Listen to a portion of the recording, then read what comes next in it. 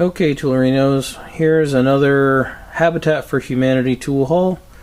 I picked up this metric O-ring assortment. It was $15. I paid up for that a little bit, but it says made in Taiwan. Nitrile 70 Sure, professional quality. I don't really know that much about O-rings, but it sounds impressive. And it's almost full. There's a few sizes that seemed a little popular that there's not a ton of them in there, but most of them are there. So I thought it was a good buy for $15. Ugh.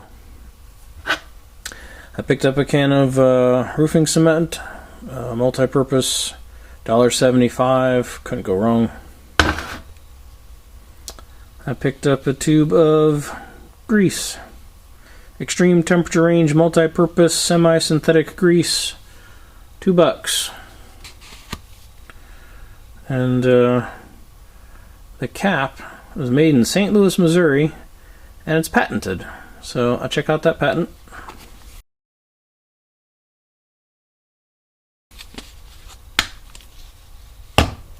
Okay, let's get into the tools. I found a nice bluegrass 1/2-inch extension. It's in really good condition. Tiny bit of rust, a little bit of cleanup, a little lube. It's number 4405. And when I did that bluegrass hammer in another tool haul, I got some comments saying that bluegrass tools were really good. So if I see them, I'm going to pick them up. Here we got a Williams wrench. It's just a super thick, heavy-duty wrench. I don't know why I picked these things up. I probably have a whole set of these by now.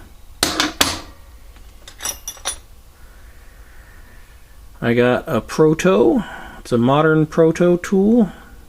1/2 and 7/16. It appears to be in really good condition. So, pick that up. Next up is a 7/16 Armalloy. It's just seems really well made, and I don't have a lot of Armalloy, so I thought I'd buy that. Paid up for that was $1. Whenever I see a brand I don't recognize or I see something I've never seen before, I tend to pick it up. Chrome vanadium steel, and the brand is Riverside. Anyone familiar with that? I don't know anything about it. I haven't looked it up yet.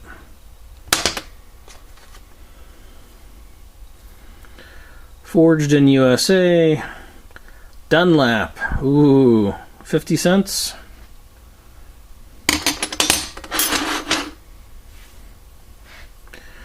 Next up is another Dunlap.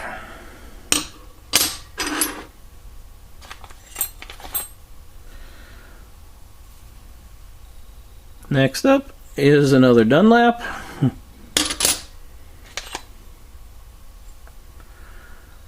And another Dunlap.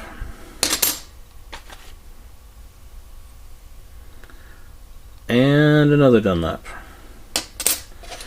Unfortunately, I think I'm missing one.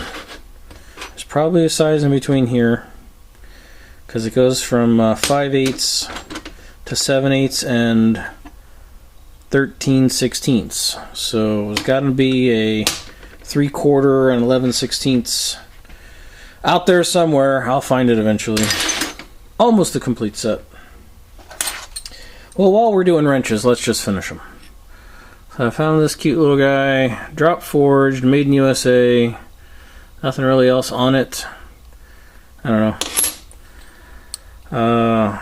I couldn't tell what this said, and so I bought it. I know some of you guys have done that. I can't be alone. And this one I bought, I could read it, but it says something weird. It says controlled steel. Controlled? What's that supposed to mean? Alright, got a wood handle screwdriver. It's Phillips. And it says here on the shaft, you know, the Phillips with the license, patent number, made in USA, carbon. And then I think it says hone point? I don't know, maybe that shows up better on the camera. It's hard to read. So the tip is in pretty good shape. The handle could use repainted. Could be a good project, future project. Why do I keep buying projects? I don't know. I need to work on projects, right? All right, next up, a 50-cent perfect handle. It's actually an old Irwin. Says US of A. That's how you know it's old, when it says that. But the scales are in pretty good shape. They seem to be a little bit of a gap on this one here, but generally speaking, they're not too bad. Also, the shaft seems very straight, no bends. And the tip does need a little bit of attention, but it's not too bad.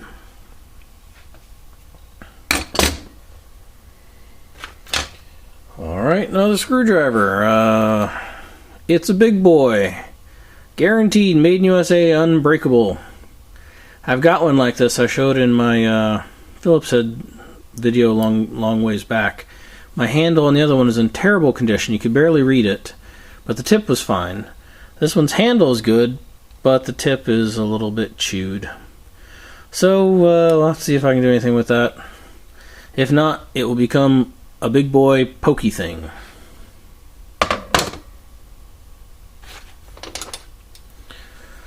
Well, I just finished fixing up the benchtop vice grips that were pit monsters for my son's shop. And I saw these at the Habitat for Humanity, and they're long nose. I don't think he has long nose vice grips out there yet. So, they're made in Taiwan. They're not super quality, but they're not quite as bad as some other ones I've seen out there. So, hopefully this will serve him well. I got an interesting slip joint. It's sloppy, it's riveted, so it's hard to fix. It has some kind of interesting embellishments, but the quality of the casting looks awful. And I haven't found anything on it, though I haven't really cleaned it or looked for anything yet. But I don't know, when you find something old and mysteriously odd looking, I mean, it was $0.25. Come on. You guys would have bought that too.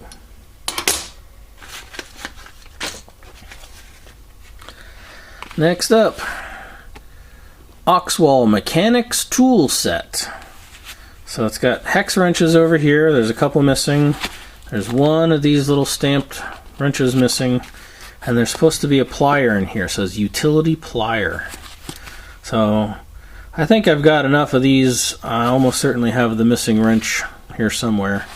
I just need to clean that up. It looks like it's actually in pretty nice shape where it's clean there. So I think it'll clean up, and this will be just kind of a neat thing to put on the wall, I think. Got these hangers and everything.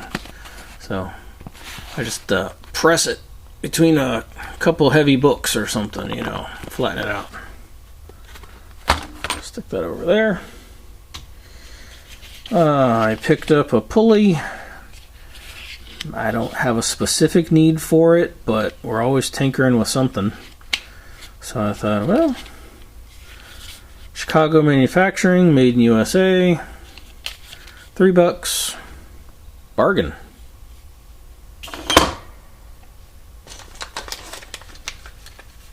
I picked up some ends for fluorescent tubes because they have some LED fluorescent bulbs there. I want to try to figure out how to attach these to a box or something so I can put them in my shed or something for overhead lighting. The bulbs are really inexpensive, so $1 for the things to hold it seemed like still worthwhile. Hooks, lots of hooks, different kinds of hooks for my son's shop, so he can continue to get organized out there. I also got these wooden pegs. I want to make a coffee mug holder, so $3 for a whole bag of those. And next, I picked up this trouble light. It's brand new. It's $5. UL listed, Scoutcrafter. It's safe. But this is for my son's shop. He's never had like one of these kind of old style trouble lights. And I'm assuming LED bulbs are pretty resilient. You know, back in the day we had to have a rough service incandescent type of bulb to go in these, otherwise every time you dropped it the filament would break. So we'll try putting an LED bulb in here and see how it goes. And the final item, which will not fit all in one view, is a level, 28-inch. And I thought it was really cool. Royal Oak Industries, Royal Oak, Michigan. It says, always on the level. I thought that was fun and clever. It has just one broken bubble level, unfortunately, and it's missing the glass here. But everywhere else is intact. It looks like it originally had red paint in the ends, so could be a fun fix-up project in the future. And, you know, it's heavy-duty aluminum level, so it'll be around longer than I need it for sure. So, I think that'll about do it for that tool haul. How did I do? Did I do alright? Let me know in the comments. There's 2 geese that landed on top of my shop. I've never seen that happen before. Weird, huh? Hope they don't have to poop.